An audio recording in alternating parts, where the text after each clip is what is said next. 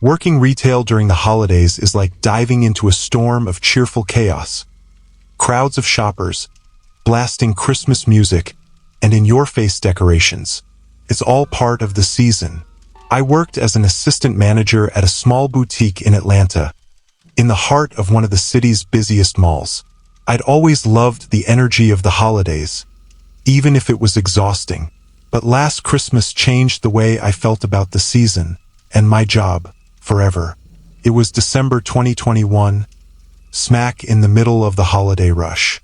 The mall was packed as usual, with shoppers darting from store to store, arms weighed down with bags. Our boutique specialized in trendy, affordable clothing, so we were slammed with last-minute gift hunters. My shift that Friday started at noon and stretched into the evening. I'd barely had a chance to sit down all day. Around 6 p.m., as I was ringing up a customer, I noticed a man standing near the fountain just across from our store. He wasn't shopping or browsing, just standing there, his hands shoved into the pockets of a dark coat. At first, it didn't seem significant. Plenty of people waited around in the mall for their friends or family, especially near the fountain. But something about him caught my attention. Maybe it was the way he was looking at me. His eyes fixed in my direction, unblinking, like he was observing me intently. I shook it off and went back to helping customers. By the time I looked up again, he was gone, and I convinced myself I'd imagined his staring. The store was too busy for me to dwell on it. As the evening went on, the crowds thinned. The chaotic energy of the day began to fade, and all that remained was the occasional jingling of a Salvation Army bell near the entrance. I was restocking shelves when I saw him again. He was standing by the entrance to our store, this time pretending to look at a display of scarves, but his eyes kept flicking toward me. He wasn't shopping, he was clearly lingering. I told myself it was probably nothing. Maybe he was waiting for someone, or maybe he really was interested in scarves.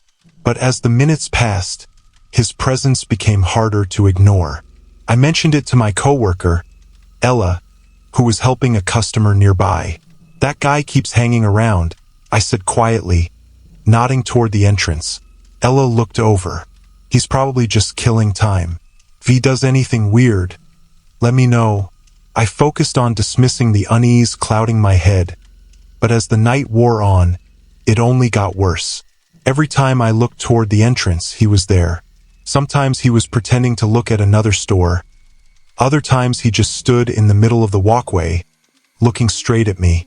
At one point, I stepped into the stockroom to grab more items for the display racks. When I came back out, Ella was at the register ringing up the last customer in line. "He's gone now," she said, noticing my worried expression. Maybe he finally left, but as I walked toward the entrance to adjust a mannequin, I looked out into the mall and froze. He was there again, standing by the fountain like before, watching me.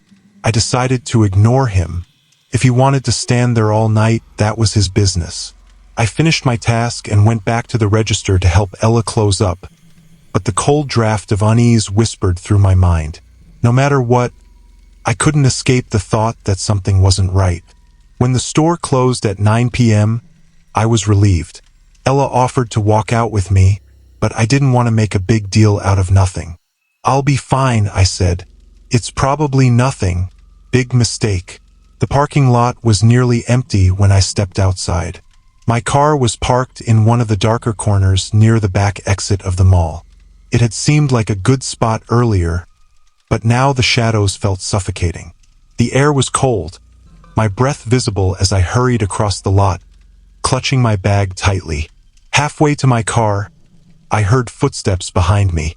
I told myself it was just another shopper heading to their car, but the footsteps didn't fade. They stayed steady, matching my pace. My heart began to race. I tightened my grip on my bag and quickened my pace, my eyes scanning the rows of cars for anyone else. The lot was deserted. As I reached my car, I fumbled for my keys, the footsteps growing louder behind me. My pulse was pounding in my ears. I turned around, and there he was, the man from the mall. He was standing a few feet away, his hands still shoved in his coat pockets, and a smile plastered across his face. "Didn't mean to scare you," he said. "I just wanted to say hi." "Hi," I said, my voice shaky. "Can I help you?" He took a step closer. "You just seem nice. Thought maybe you could use some company." I stepped back. "No thanks. I'm fine. Come on, it's Christmas. You shouldn't be out here alone." "I'm good," I said more firmly this time. "You should leave." He didn't move. For a moment, we just stared at each other, the tension thick. Then, without thinking, I hit the panic button on my car key. The horn blared, echoing through the lot. The sound startled him. He mumbled something I couldn't catch and turned, walking quickly toward the mall entrance. I didn't wait to see where he went. I climbed into my car, locking the doors behind me. My hands were shaking so badly that I had trouble starting the engine. Instead of driving straight home, I went back to the mall and parked near the security office. The guards took me seriously when I told them what had happened. They sent someone to check the lot, and within minutes they found him loitering near the entrance. When they brought him back to the office, he was all smiles again, insisting he hadn't done anything wrong. "I was just being friendly," he said. "It's Christmas, for God's sake."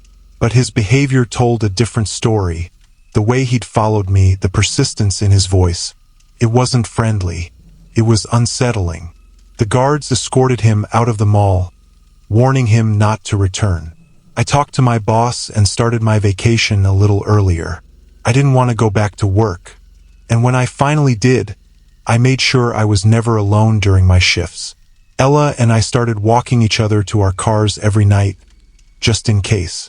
I still can't walk through a crowded mall without thinking about that man.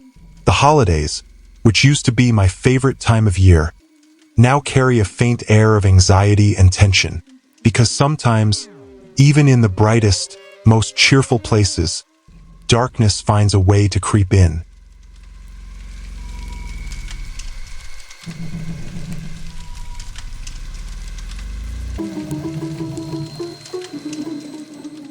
I wasn't planning on spending Christmas Eve by myself, but after a stupid argument with my mom, I decided I needed space.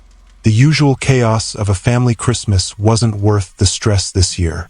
Instead, I stayed in my little house in Albany, planning a cozy night with some hot cocoa, a stack of holiday movies, and the soft glow of my Christmas tree. The snowstorm outside only added to the cozy atmosphere, and I let myself enjoy the quiet. By 10 p.m., I was halfway through my second movie, wrapped in a fleece blanket and savoring the calm. It was the kind of peace I hadn't felt in a while. Then a knock came. It was sharp and jolted me out of my relaxed state. I looked at the clock, just past midnight. My first thought was that it was one of my neighbors. But why would anyone be out in this weather? I set my mug down and shuffled to the door, more annoyed than anything. I peeked through the peephole, expecting to see someone asking for help or delivering a misplaced package. Instead, I saw him, a man dressed as Santa, complete with a red suit and a slightly crooked fake beard, stood still on my porch. His head was tilted slightly, as if waiting for me to respond. The porch light cast strange shadows over his face, making it hard to see his expression. "Who is it?" I called out, my voice firmer than I felt. He leaned closer to the door, his gloved hand brushing the frame. "It's Santa," he said, his voice unnervingly calm. "I'm here to deliver your gifts." "You've got the wrong house," I said. "No," he replied almost cheerfully. "This is the right house." That was enough for me. I backed away from the door, my heart starting to race. I didn't like the way he said it, the certainty in his tone. I stood there for a moment, unsure of what to do. Then the knock came again, louder this time. I looked through the peephole again. He was still there, staring straight at the door. "Let me in," he said, his voice lower now. I didn't respond.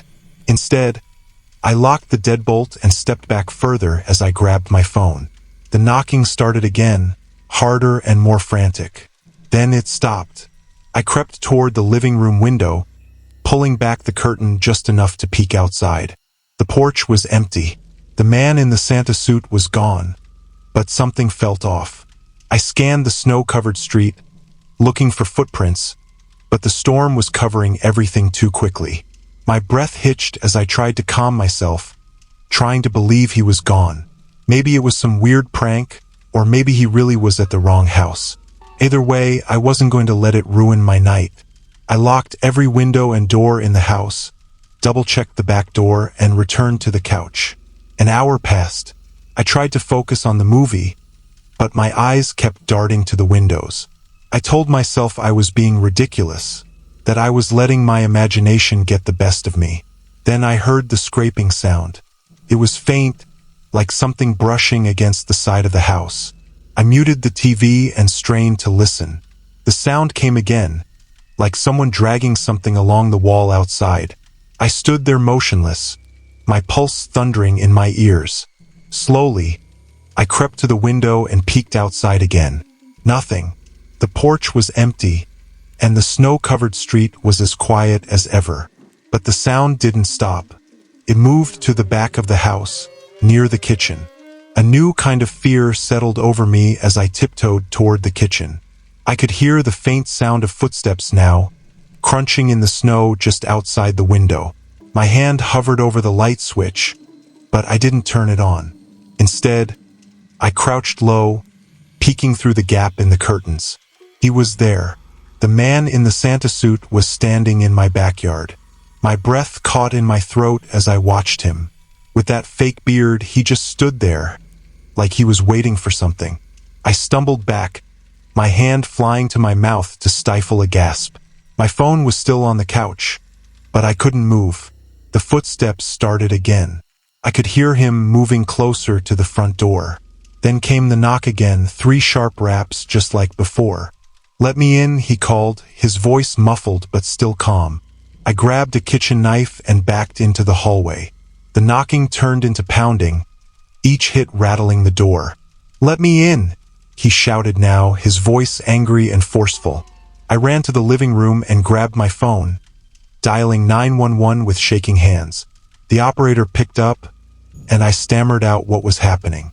She assured me help was on the way and told me to stay on the line. Then the back door rattled. I whipped around, clutching the knife tighter. The man was trying the handle, jiggling it violently. "I just want to deliver your gifts," he called out, his voice taking on a sing-song tone.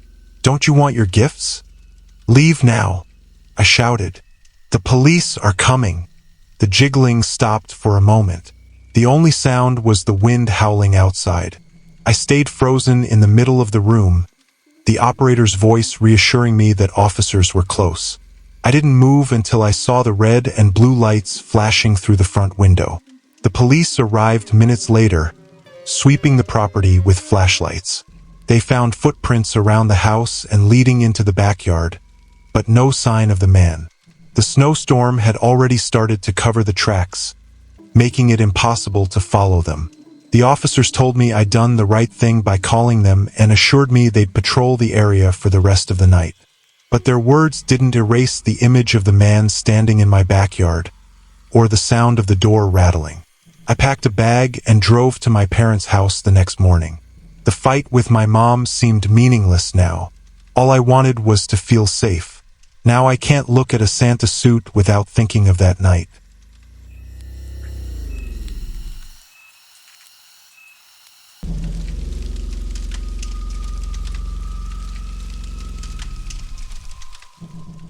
Throwing a Christmas party in 2021 felt like a much-needed break from the chaos of that year. Between online classes, working part-time, and the general gloom hanging over everything, I was ready for some holiday cheer. So, I decided to host a small get-together at my place in Knoxville. Just close friends, festive music, and a lot of eggnog. The night started out perfect. People trickled in wearing goofy Christmas sweaters, arms loaded with snacks and gifts. My buddy Alex took over DJ duties, blasting holiday classics with a few pop hits mixed in. The living room smelled of cinnamon-scented candles and fresh cookies, and the tree in the corner sparkled with cheap but charming decorations. It felt good to laugh and catch up with everyone after such a weird, isolating year. About an hour into the party, the doorbell rang. I was in the kitchen refilling the punch bowl and called out for someone to grab it. A moment later, my friend Mia popped her head in and said, "Hey, there's some guy here. Is he one of your friends?" I frowned, wiping my hands on a dish towel. "What guy?" "I don't know," she said with a shrug. "He's just standing by the door. He said he heard about the party and wanted to stop by." I walked into the living room, where a man I'd never seen before was standing awkwardly near the door, holding a small gift bag. He looked to be in his late 30s, definitely older than anyone else at the party, and his outfit, a faded sweater and jeans, didn't exactly scream holiday spirit. "Hey," I said, trying to keep my tone friendly but firm. "Can I help you?" He smiled. "I heard about the party and thought I'd stop by. It's Christmas, after all." I exchanged a quick look with Alex, who had wandered over to see what was going on. "Sorry, man. This is kind of a private thing. Just close friends." His smile didn't drop for a second. "That's fine," he said, stepping further into the room. "I won't be any trouble. I'll just hang out for a bit." Alex moved to block his path. "Hey, look. This isn't cool," Alex said. "You need to leave." The man's expression darkened. "It's Christmas," he repeated, this time with an edge to his voice. "You shouldn't turn people away during the holidays." The room went quiet. Mia hovered near the hallway, her eyes wide, while a couple of other friends stood frozen, unsure of what to do. My heart was racing, but I forced myself to stay calm. "I think you should go," I said, stepping closer to him. "I'll have to call someone if you don't." The man's grin returned, but it looked forced. "No need for that," he said, backing up slightly. "I'll leave. Just wanted to spread some holiday cheer." He turned and walked out the door, but not before giving me a long, unsettling look that made my skin crawl. I locked the door behind him and turned to my friends. "What the hell was that?" I muttered. "That was weird," Mia said, crossing her arms. "You think he's gone?" Alex peeked through the curtains. "I don't see him, but we should keep an eye out." We tried to shake it off and get back into the party spirit, but the mood had shifted.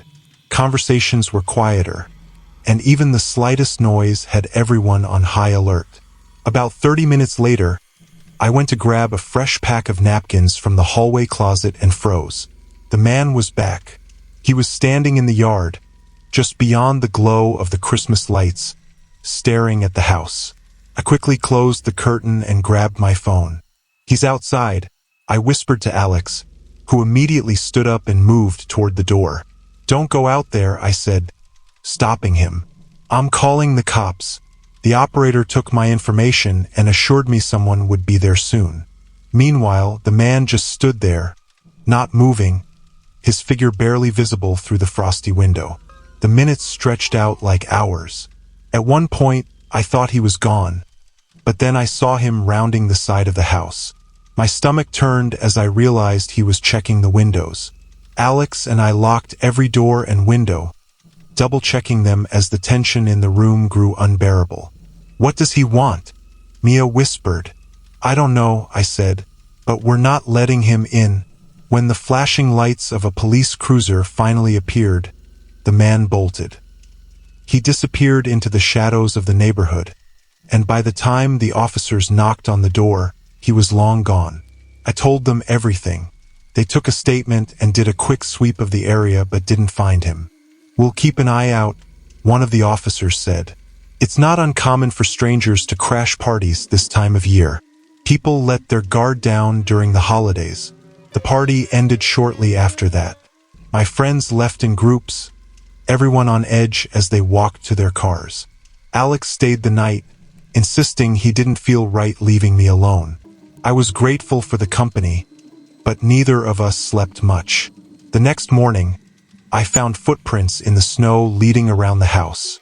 They circled the living room windows and stopped at the back door before heading off into the woods behind the property. It was clear the man had been watching us for longer than we realized. I've hosted a few gatherings since then, but now doors stay locked, guest lists are tight, and I never hesitate to call for help if something feels off.